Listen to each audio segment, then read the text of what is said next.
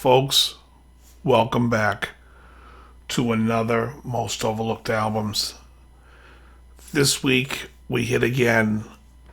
I keep saying it's one of my favorites. They're all going to be one of my favorites. This album's on my very, very, very short list. For a long time, this album was my number one album of all time. It might have moved away a little bit, but it is the Nightfly by Donald Fagen. The album came out in 1982, fully digital recorded.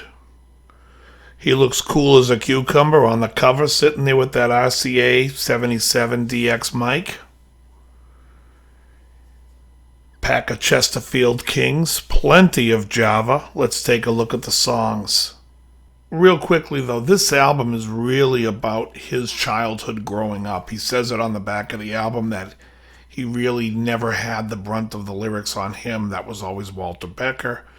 And so this was an opportunity for him to write the lyrics, and he wanted it to be about his growing up in the 50s and 60s. And what way to start off except coming in with IGY, the first song. IGY stands for International Geophysical Year.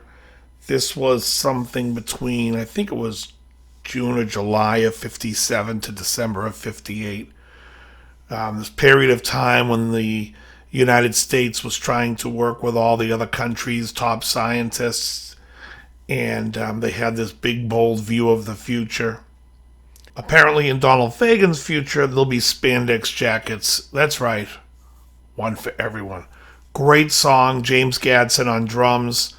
I love the groove on this. I love the key changes between the verse and the chorus. I just love it. Great song. Song 2 is a song called Green Flower Street, which I believe is like a nod to a jazz song on Dolphin Street or something like that. Nice song. Cool vibe. Keeping in with the sound of the record. My only issue I have with Green Flower Street is a lot of the Steely Dan songs that came after this album.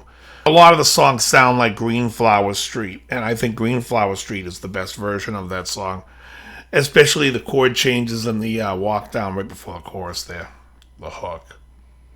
The third song on this album is a cover song. It's a Lieber and Stoller song, or Stoller, however you pronounce his name, and it was done by Dion and the Belmonts. I think Fagen's version is a little closer more to the Drifters version. He wanted it to have that vibe of the late 50s, early 60s. Song 4 on the album, Maxine.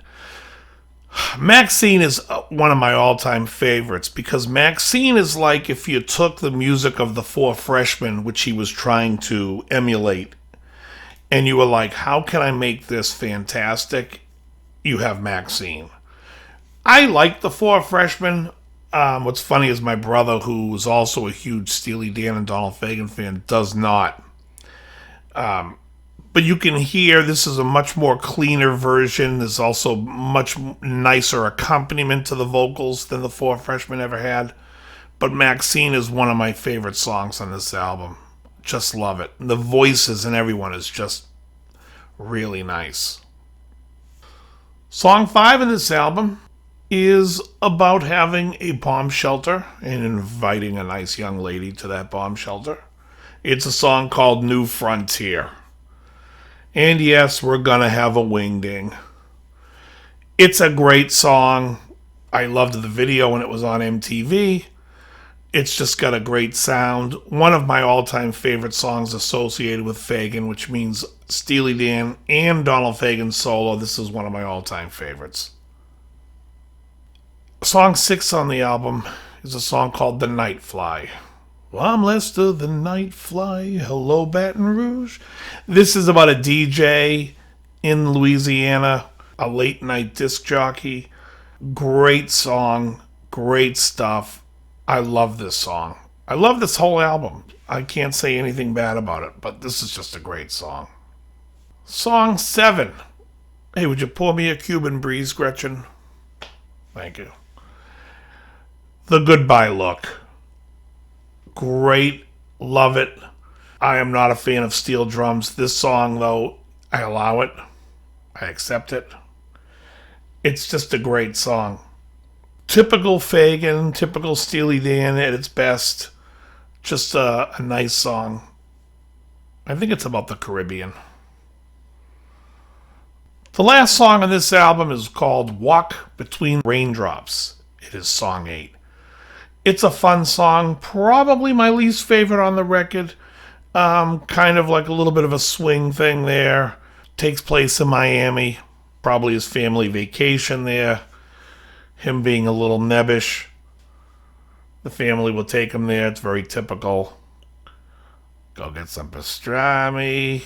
Go get some corn. Don't forget your suntan oil. All right. Anyways, that's the last song on the album. Great album. Give it a listen. If you've never listened to this album straight through, shame on you. The link will be in the description. You can give it a listen. You can tell me what you think afterwards. Give it many listens, multiple listens. Listen to a system that has a little warmth to it, because this is one of the very first digital recordings. The bass and drum have a little bit of a cold quality to it. If you have a nice system, you can make up for that and give it a little warmth. Otherwise, you won't. And I hope you like this record. And as always, very good.